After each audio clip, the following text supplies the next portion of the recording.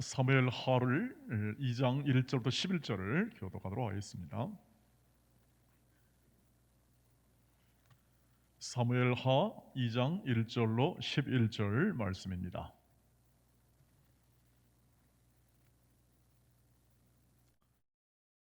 제가 1절을 읽습니다. 그 후에 다윗이 여호와께 여쭈어 아뢰되 내가 유다 한 성읍으로 올라가리이까? 여호와께서 이르시되 올라가라.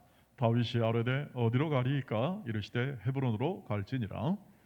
다윗이 그의 두 아내 이스라엘 여인 아히노암과 갈멜 사람 나발의 아내였던 아비가일을 데리고 그리로 올라갈 때 또 자기와 함께한 추종자들과 그의 가족들을 다윗이 다 데리고 올라가서 헤브론 각 성읍에 살게 하니라. 유다 사람들이 와서 거기서 다윗에게 기름을 부어 유다족 속의 왕으로 삼았더라. 어떤 사람이 다윗에게 말하여 이르되 사울을 장사한 사람은 길르한 야베스 사람들이니이다 하매 다윗이 길르앗 야베스 사람들에게 전령들을 보내어 그들에게 이르되 너희가 너희 주 사울에게 이처럼 은혜를 베풀어 그를 장사하였으니 여호와께 복을 받을지어다. 너희가 이 일을 하였으니 이제 여호와께서 은혜와 진리로 너희에게 베풀기를 원하고 나도 이 선한 일을 너희에게 갚으리니 이제 너희는 손을 강하게 하고 담대히 할지어다. 너희 주 사울이 죽었고 또 유다 족속에 내게 기름을 부어 그들의 왕으로 삼았음이니라 하니라. 사울의 군사령관 넬의 아들 아브넬이 이미 사울의 아들 이스보셋을 데리고 마하나임으로 건너가 길르앗과 아술과 이스라엘과 에브라임과 베냐민과 온 이스라엘의 왕으로 삼았더라. 사울의 아들 이스보셋이 이스라엘 왕이 될 때에 나이가 40세이며 2해 동안 왕위에 있으니라. 유다 족속은 다윗을 따르니 같이 씁니다. 다윗이 다윗이 에브론에서 헤브론에서 유다 유다 족속의 족속의 왕이 된 날수는 7년 7년 6개월이더라. 6개월이더라. 아멘. 아멘. 네. 네, 오늘 이 밤에 함께 계속해서 이 다윗이 드디어 사울과 요나단이 죽고 그들을 길랏 야베스 사람들이 장사하고 이제 유다 족속의 한 왕, 유다 지파의 한 왕으로 등극하는 일들이 오늘 이 말씀에 실려 있습니다. 하나님이 이 다윗을 통하여 이스라엘 백성을 인도하는 이 왕국 시대가 다윗의 2대 왕으로 이제 등극하는 시간이 된 것이죠. 그러나 아직까지 온전한 왕이 아니었음을 알 수가 있습니다.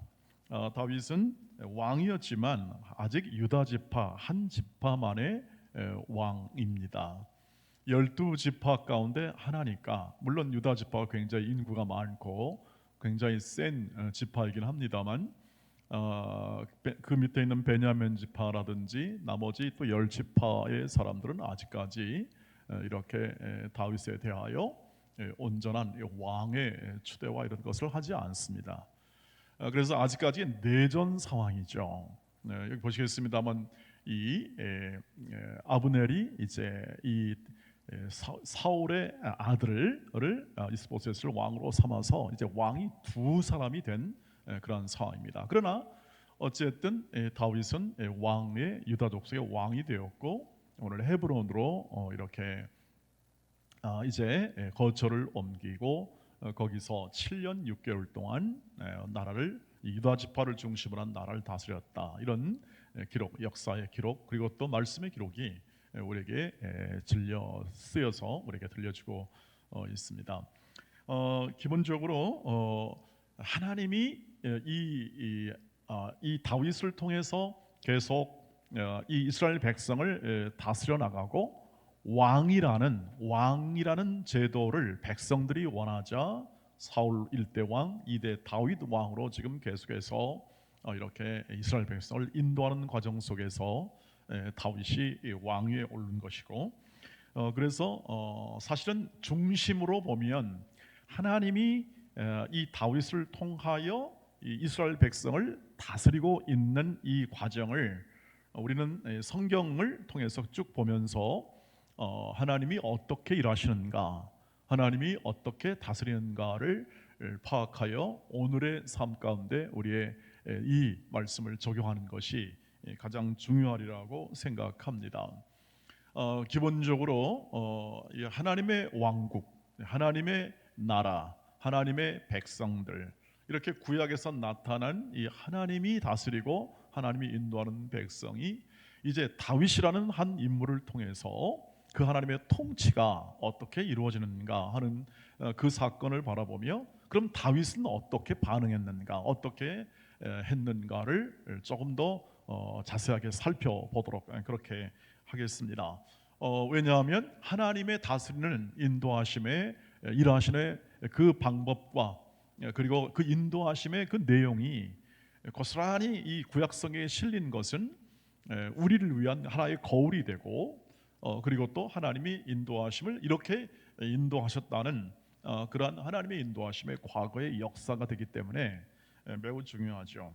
그것에 대하여 다윗은 어떻게 반응했는가 하는 거죠. 이런 다스림에 대하여, 이렇게 하나님 인도하심에 대하여 무엇보다도 그가 이 왕으로 된 과정을 살펴보면 그가 갖는 독특한 이 하나님과의 관계가 언제나 중심이 되었던 것을 하나 살펴볼 수가 있습니다. 즉 그는 기도하며 이 일을 이루어 나가는 것이죠. 기도하며 이 일을 이루어 나가는 건데요. 1절을 보시면 이렇게 되어 있습니다. 그 후에 다윗이 여호와께 여쭈어 아뢰되 내가 유다 한 성읍으로 올라가리이까? 여호와께서 이르시되 올라가라. 다윗이 아뢰되 어디로 가리이까? 이르시되 헤브론으로 갈지니라. 아주 이렇게 신중한 다윗의 이 기도의 내용이 나옵니다. 하나님께 묻는 것이죠. 어떻게 묻습니까? 제가 왕인 것을 이제 공표할 때가 되었습니까? 이런 질문이죠. 제가 올라가리이까? 이제 왕으로서 등극하리이까? 하는 하나님께 대해서 묻는 것입니다. 그러자 하나님이 그렇게 해라 말씀하십니다. 그렇게 했을 때 그러면 어디로 갈까요? 어디로 가면 좋겠습니까? 그러면 너는 헤브론으로 가라 하는 것이죠. 하나님이 헤브론을 정해주신 겁니다. 그러니까 하나님이 그 왕으로서 세우는 이 과정 속에서 하나님은 계속해서 응답하시는데, 다윗이 요청하고 다윗이 물을 때 답을 주심으로, 그리고 또 하나님의 응답을 허락하심으로 하나님이 다윗과 함께 있다는 사실을 명료하게 밝혀줍니다. 그래서 다윗이 계속 하나님께 물어간다는 것, 하나님께 나아가 여쭙는다. 자신의 장래와 자신의 미래에 대하여, 그 다음에 어디로 갈지. 헤브론이라는 곳은 굉장한 역사적인 의미를 지니고 있는 곳이고, 아브라함의 모든 계열에 있는 죽은 사람들이 다 헤브론에 묻히게 됩니다. 그러니까 하나님이 믿음의 조상으로부터 시작된 그 하나님의 약속이 다윗으로 이렇게 이어지고 있다는 사실을 암시해 주는 거죠. 이 말씀이. 그렇게 해서 다윗이 헤브론으로 올라가게 되는 것이죠. 여러분, 왜 다윗이 이렇게 자세하게 물을까요? 자세하게 묻는 이유는 딱 한 가지입니다. 자신의 전 생애가, 자신의 지금 살아온 모든 생애가 하나님의 인도하심과 하나님의 뜻에 달려 있다고 믿기 때문에 그렇습니다. 기도하는 이유죠. 하나님이 인도하셨기 때문에 하나님께 달려 있다. 하나님이 허락하시면 되는 것이고 아니면 안 되는 것이다 하는 것을 그는 어디서 알았습니까? 광야 생활에서 뼈저리게 알았죠. 자기 뜻대로 되는 게 별로 없잖아요. 자기가 옳다고, 자기가 잘한다고 해서 상대방도 잘해주는 게 아니고, 그저 상대방과 모든 사람들은 자신의 정치적 입지나 자신의 유익이나 안위를 위하여, 자신의 명분을 위하여 계속 다윗의 이렇게 가는 길을 막았습니다만, 하나님께서는 그때마다 하나님의 인도하심을 따라 다윗을 그 가운데서 건져내시거나 혹은 다른 사람을 도와서 그 일을 탈출하게 하거나, 예를 들면 사울의 모든 압박으로부터 요나단이라는 왕자가 그를 보호했고, 또 사울의 딸 미갈이 이렇게 보호해서 그는 모든 죽은 고비를 넘겼던 것을 보면서 이것은 내 생명은 내가 아니구나, 하나님이 붙들지 아니하면 이것은 어렵겠구나 하는 것을 알게 된 것이죠. 기도는 왜 하는가? 우리도 저희 기도하지 않습니까? 우리의 기도는 하나님이 우리 안에서 일하시기 때문에 그렇습니다. 하나님이 저와 여러분 안에서 일하시기 때문에 즉 일하신다는 것을 구원하신다라는 표현으로 합니다. 성경에서 말할 때 하나님 일하신다, 이건 구원하신다는 뜻이고, 우리를 하나님의 자녀로 세워주신다는 뜻이고, 우리의 인생을 주관하신다는 뜻을 다 포함하는 말이기도 합니다. 그래서 하나님이 일하시니까 우리 기도하는 겁니다. 그 기도 속에서 우리의 간구도 하지만 우리가 의논도 하고, 즉 친밀한 하나님과의 관계에서 우리의 삶을 하나님께 맡겨드리는 것이 바로 진정한 기도의 의미가 되겠습니다. 그런데 여러분 보세요. 같은 왕이라도 사울은 그렇지 않았습니다. 사울은 묻지를 않습니다. 하나님께 묻지 않는다는 것은 뭐냐면 하나님이 그 안에, 하나님의 그 마음과 그의 인생에 있어서 하나님이 일하시고 계시고 하나님이 역사하고 계신다는 감각이 없어요. 감각이. 하나님이 함께 하시고 인도하셔서 그의 인생을 이끌고 있다는 감각이 없고, 하나님이 구원하시고 하나님이 자신을 통하여 전 백성을 다스린다는 그런 감각이 없으니까, 그럼 어떤 뜻을 합니까? 자기 유익 따라, 자기 생각 따라, 자기의 정치적 야심을 따라 그렇게 사람을 대하고 일을 대하고 할 수밖에 없는 것이죠.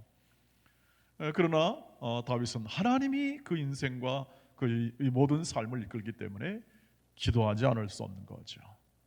기도의 인생을 다윗은 살았고 수많은 시편을 그 기도 가운데 썼습니다. 그래서 기도를 오래 하고 기도하다 보면 묵상이 되죠. 묵상하지 않을 수가 없습니다. 기도 쭉 하다가 보면은 정말 내가 잘했나? 아니면 또 하나님의 더 뜻이 있나라고 잘 또 듣고, 그리고 하나님의 그 성령이 깨우쳐 주시는 이 말씀을 통한 깨우쳐 주심이 그 마음 가운데 풍성히 자리 잡기 때문에 시적 감각을 당연히 가지게 되죠. 생각해 보면 우리의 삶은요, 기본적으로 한 사이클, 이 모든 아이까지 낳고 아이를 이제 신입장가 보내고 난 후부터는 다 시인이 되는 것 같습니다. 왜냐하면 외로우니까. 쓸쓸하고 외로운 삶을 살다 보면 그 외로움 속에서 채워지지 않는 이 사람의 감정의 이 공허함이 늘 있게 마련인데, 그랬을 때 다가오는 하나님의 자비로움, 그리고 또 하나님이 그 인생을 인도하고 있다는 소망, 그러나 우리가 맞이하는 현실은 오미크론처럼 이렇게 금방 우리의 마음을 두렵게 하고 또 걱정하게 하고, 생계 걱정, 또 직장 걱정 하게 만드는 일들이 늘 다반사로 벌어지는데, 그런 상황 속에서 하나님께서 평안과 그리고 은혜와 사랑을 부어주사 내가 너를 붙잡고 있고 너와 함께 있으니 걱정하지 말라고 하는 기도 속에 나오는, 또 침묵과 묵상 속에 나오는 하나님의 위로와 평강 주심, 그리고 함께 하심에 대한 확신, 이것들로 인해서 자연스럽게 글을 쓰게 되면 그게 이 다윗의 수많은 시가 되었고, 아팠을 때, 고통할 때, 지난주에 배웠습니다만 비탄의 시 같은 경우도 가장 극한 어려움을 만났을 때 참 아름다운 시들이 그 안에서 나오게 되는 것을 볼 수가 있습니다. 이 모든 것이 하나님이 인도하시는 그 감각 속에서 다윗이 기도함으로 나온 것이죠. 그래서 기도는 가장 인격적인 행동입니다. 기도는 가장 인격적이라는 것은 묻고 대화하고 함께 나누는 것이야말로 인격적 삶이고 또 인격적 대화의 내용의 결과 아니겠습니까? 기계는 인격적 대화가 필요 없죠. 두드려 패가지고 잘라서 붙이고 그 다음에 때려서 고쳐서 내 마음대로 쓰면 되나? 인격은 그럴 수가 없습니다. 같이 공감하고 설득하고 이야기하고, 그리고 존중하고 사랑하고 아끼고 보존하고 하면서 함께 살아가는 것이죠. 함께하는 삶이기 때문에 그것은 그 태도와 그 모든 것에 의한 결과는 삶에서 그 인격적 관계는 굉장한 안정감을 주죠. 그리고 신뢰감을 줍니다. 그리고 하나님의 뜻이 그 안에 담겨 있기 때문에 우리는 그 안에서 평강과 만족을 얻을 수 있고 보람도 있으며 인생의 열매에 대한 감사도 그 안에 충만히 담겨 있습니다.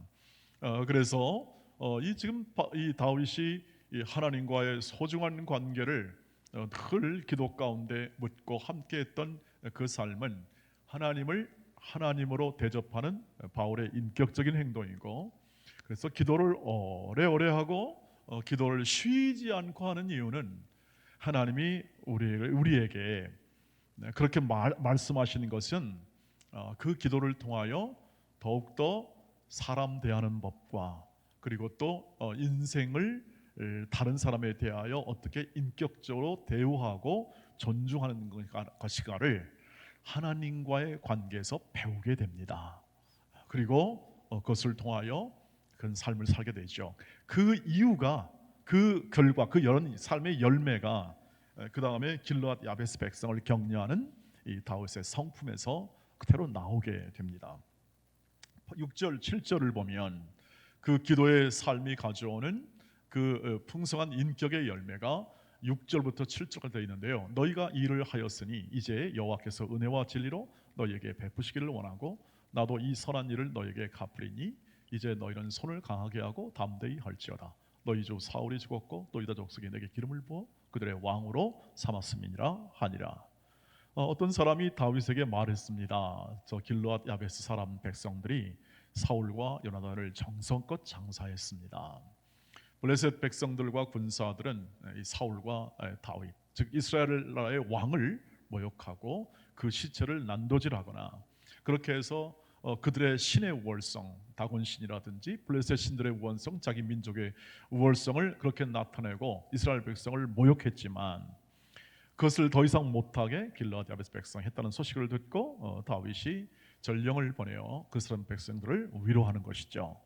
물론 이 안에 정치적인 부분도 있습니다. 당연히 내가 왕이 되었으므로 이제 다스리겠고 함께 하자 하는 그러한 화해의 제스처가 있습니다. 왜냐하면 길르앗 야베스 백성은 아직까지 다윗을 왕으로 인정하지 않았기 때문이죠. 그런데 단순히 정치적 화해 제스처만이 담긴 것이 아니라 여기는 이 길르앗 야베스 백성이 백성들의 한 행동에 대하여 이 다윗의 마음이 실려 있는 것이죠. 그래서 그들을 선하게 대할 거다, 선대할 것이다는 정치적인 수사 여부를 넘어서는 그 마음 안에 진심이 담긴 진심 어린, 즉 다윗의 성품이 담긴 기도의 삶으로 빚어진 성품이 담긴 그러한 태도가 이 안에 담겨 있는 것을 볼 수가 있습니다. 즉 환심을 사는 정도의 이상을 넘어서 그는 하나님의 뜻을 따라 하나님의 마음을 가지고 그들을 위로하고 격려하는 것을 볼 수가 있습니다. 그래서 참으로 내가 너희를 선대하고 너희와 함께 이 소중한 그 은혜로움을 나누겠다 하는 이 다윗의 이 전령을 통한 이 전가는 적어도 다윗을 왕으로는 다 받아들이지 못한다 할지라도 적어도 다윗이 길르앗 야베스 백성에게 호의를 가지고 있구나 하는 사실은 분명하게 알려주었을 겁니다. 다윗은 이 말에서도 알 수도 있겠습니다만 그가 지나왔던 모든 생애 속에서 언제나 자기에게 불리하더라도 하나님을 따랐고 자기에게 유리하더라도 하나님의 뜻을 따랐고 언제나 하나님의 뜻과 하나님의 방법으로 그의 인생을 어찌하든지 살아오려고 노력을 많이 했습니다. 다윗도 실수도 많이 했죠. 다윗도 이렇게 나중에 보면은 계속해서 자기가 원하지 않는 그러한 일을 할 수도 있었던 상황이 있었고 수많은 또 실수도 저질렀지만 여기까지 현재 이 말씀의 여기까지 보면은 다윗은 어찌하든지 자신의 연약함에도 불구하고 쫓김에도 불구하고 하나님의 뜻과 하나님의 방법으로 일하려고 노력을 무진장 했던 것을 볼 수가 있습니다. 그래서 그는 사울을 두 번이나 죽일 수 있는 그냥 뭐 손쉽게 죽일 수 있는 자신의 정적을 제거할 수 있는 그런 상황에도 불구하고 그것을 정치적으로 해결하지 않고 그는 하나님의 방법으로 하나님의 율법에 따라 하나님의 방법으로 그것을 죽이지 않고 살려두어서 결국 그의 폭력적인 세상의 왕들은 폭력과 그 다음에 강압, 지배 이것을 가지고 다스리나 이 다윗은 그렇게 다스리지 않고 선대함으로 그리고 자비함으로 다스리는 하나님의 다스리는 방법을 그대로 담기를 원하는 그래서 그 성품화되는 그 마음으로 그것을 받아들여 그렇게 하기를 원하는 인생을 계속해서 살게 되고, 오늘 그 결과가 이렇게 길르앗 야베스 사람들을 위한 선대하는 마음도 생겼다고 하는 것이죠. 이제는 그가 훨씬 더 강한 권력적 기반을 가지게 되었습니다. 그리고 그는 훨씬 더 힘이 됩니다. 왜냐하면 유다 족속의 왕이었기 때문에 비견할 수 없는, 그때 한 600명 수준의 광야 시절보다 이제 비견할 수 없는 힘과 어떤 권위를 가지고 있지만 그는 무력으로 하지 않습니다. 그는 언제나 하나님의 방법으로 합니다. 호의와 선대, 그리고 선을 행함, 자비로움을 행함, 이것으로 할 수 있는 한 최선을 다해서 이 사람들을 대하고 백성들을 다스리는 거죠. 자, 이러한 성품화된 것이 언제 만들어졌는가? 어떻게 이루어졌는가? 다윗이 절대 빈 공간에서 기도하다가 갑자기 뻥 튀긴 게 아니라 또 어느 기도원 들어가서 막 기도하다가 갑자기 확 변해서 된 게 아니라 그는 오랜 기간 광야 생활을 하죠. 저희가 15개 지역을 우리가 지난 사무엘상에서 다 못 보았습니다만 15개 지역을 대강 보면서 그는 도망다니고 쫓기고 고통하며 아파하고 자식들 혹은 또는 모든 아내들이 다 붙잡혀가는 전쟁 포로가 되어가는 그러한 극한 상황을 겪으면서 그 안에 담겨진 하나님을 신뢰하는 마음, 그 안에서 담겨진 하나님의 신뢰하는 마음이 그의 마음과 생각, 그리고 또 그 신뢰하는 마음을 통해서 어떤 상황, 어떤 환경 속에서라도 하나님 말씀대로 한다 하는 그 인격과 그 마음의 성품이 말씀을 통해서 연단받아 길러지게 되었고, 자연스럽게 계속해서 앞으로 이 왕이 되었습니다만 이 왕으로서의 다스림이 하나님의 다스림을 표현하는 그러한 방법으로 그런 계속 나라를 다스리고 인도해 나갔던 것이죠. 그래서 광야, 그의 인생의 광야 속에서 길러진 하나님의 마음과 하나님의 성품, 그래서 신약 성경 안에서는 모든 고난, 은혜를 받은 사람은 고난도 함께 받는다는 그러한 것은 이 광야 같은 세상 속에서 하나님께서 여러 가지 아프고 또 고난받는 시련의 모든 환경 속에서 우리 하나님의 자녀를, 우리를, 성도를 길러내시는 이 하나님의 뜻이 이 현실, 이 고난의 현실, 어려운 현실 안에 담겨 있다고 하는 것이죠. 다는 모르겠습니다. 다윗도 다 알고 늘 도망다니거나 그런 게 아니라 그저 다가오는 현실이 계속 그를 몰아가고 있었다는 그런 생각을 지울 수가 없습니다. 하나님의 뜻을 다 어떻게 이해하겠습니까? 그러나 다 끝나고 보니까, 다 지나고 보니까 퍼즐이 맞춰지는 거예요. 점점 이해가 되는 거죠. 다 그렇게 될 겁니다. 우리가 인생을 우리가 다 정리를 하다 보면 하나님께서 어떻게 인도했는지를 다 그렇게 다 정리가 되리라 생각합니다. 그러나 그 안까지 지금 다윗도 이룬 것이 아니고 완성된 것이 아니라 한 지파 정도였고, 앞으로 12지파의 모든 왕이 될 때까지 시련이 남아있고 아픔이 남아있고, 그러나 이제 그것이 다 지나간 다음에 다윗을 평가하는 평가가 나오죠. 그것이 사도행전에 나오죠. 하나님의 마음에 합한 사람으로서 그렇게 기록이 되어서 오늘 우리에게 알려주고 있는 것이죠.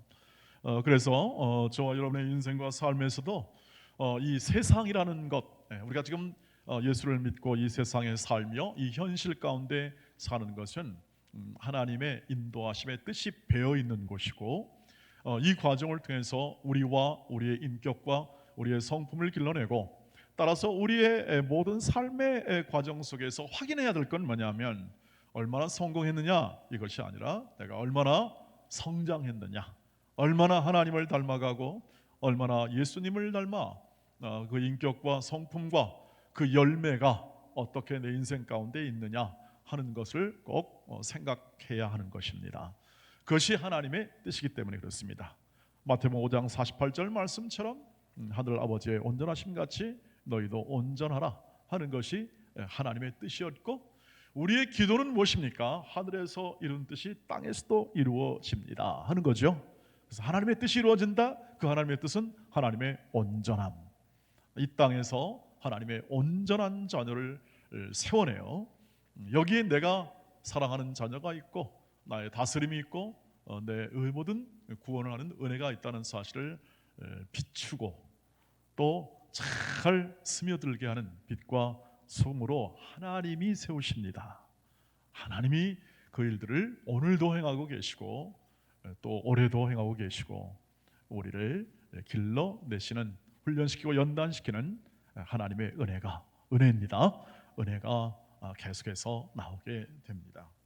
오늘 그래서 다윗을 향한 하나님의 뜻이 점점 이루어짐을 보면서 우리도 세월이 가면 갈수록 하나님의 뜻이 이루어짐을 더 깊이 느끼고 감사하며 우리에게 허락된 삶이 있을 때마다 언제나 하나님만 붙드시고 하나님께 기도하시고 하나님께 의논하시며 하나님께 나아가 하나님의 도우심과 인도하심을 간구하고 구하고 찾고 두드리며 우리에게 허락된 삶에서 자신의 결국 행동과 믿음의 결과 열매는 자신의 인품으로 말할 것입니다.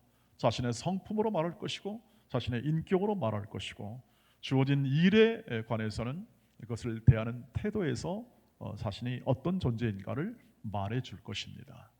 그러므로 저와 여러분이 계속 쉬지 말고 기도하라, 범사에 감사하라 하는 하나님의 말씀은 당연히 우리를 사랑하사 그런 존재로 키우시기 때문에, 우리를 그런 존재로 세우시기 때문에 그렇게 우리의 삶에서 나오는 열매가 될 줄 믿습니다. 저희와 오늘도 이 밤에 우리가 함께 이것을 생각하며 감사합니다. 우리의 모든 삶에서 결국 주의 뜻을 온전히 이룰 소망을 말씀을 통해서 갖고 거칠고 또 오미크론의 모든 이 협박이죠. 모이지 마라. 너희는 혼자만 있어라. 하는 이런 협박의 모든 이 시련의 환경이 결국 합력하여 우리를 선한 길로 인도해 주시고 하나님의 뜻을 이루는 하나의 도구가 되며 그 이상의 것도 우리를 하나님의 사랑에서 끊을 수 없음을 확인하며 오늘 우리의 삶 가운데 왕으로 세운 하나님, 우리를 왕 같은 자녀요, 선지자요, 그리고 거룩한 성도로 세워 그 뜻을 이루고자 하시는 하나님의 뜻이 여러분의 기도를 통하여 풍성하게 이루어지고 또 자리 잡게 되기를 주의 이름으로 축복합니다. 기도하겠습니다. 우리 함께 이 말씀을 가지고 기도하면서 몇 가지 기도 제목을 나누겠습니다.